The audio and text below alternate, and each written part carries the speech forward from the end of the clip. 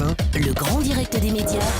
Télé-délire. Jean-Marc Morandini. Télé-délire avec Hortense qui nous rejoint. Bonjour Hortense. Bonjour Jean-Marc, bonjour Julie. Vous avez passé un bon week-end? Je me suis fait un marathon d'émissions jeux de télé-réalité. J'ai débuté vendredi par Koh-Lanta sur TF1, comme tout le monde. Alors ça commence à être long. À chaque générique, on nous dit qu'il n'en restera qu'un. J'ai envie de dire quand? Ils sont encore 8. Alors on nous montre aussi en début d'émission un tigre, un crocodile et une vraie manta, mais ils sont où? À part les moustiques qui ont défiguré Maud dans le premier épisode, on n'a rien vu. Alors c'est sympa de les voir tenir debout en équilibre sur des poutres. Moi j'ai l'impression de voir mes cousins au Club Mickey. Alors, en revanche, je me demande si Patrick, alias Le Four, n'écoute pas Europe 1 et plus précisément votre émission, Jean-Marc. Ah bon, mais qu'est-ce qui vous fait dire ça?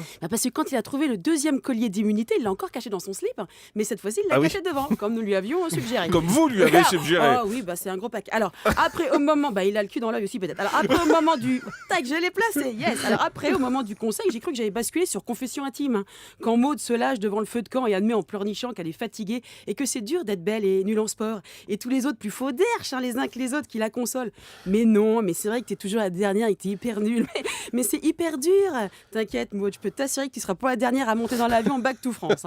Alors après, je suis restée sur la une pour The Voice, surtout pour Will Smith. Parce que Will Smith, c'est quand même un peu... Le prince de Bel-Air.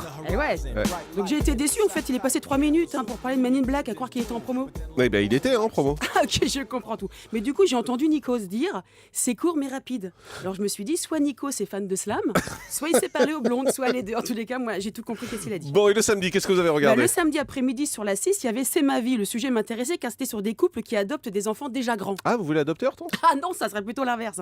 Non, moi je suis donneuse. Je suis propriétaire d'un enfant de grande taille que je suis prête à céder si je peux rendre service et qu'en plus ça débarrasse.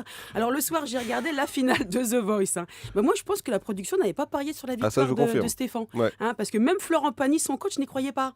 Puis alors moi, j'aurais bien voulu savoir comment ils ont décidé les duos. Parce qu'entre Véronique Sanson, qui savait pas les paroles, et Lenny Kravitz, comme dirait ma fille, putain, ça se fait trop pas.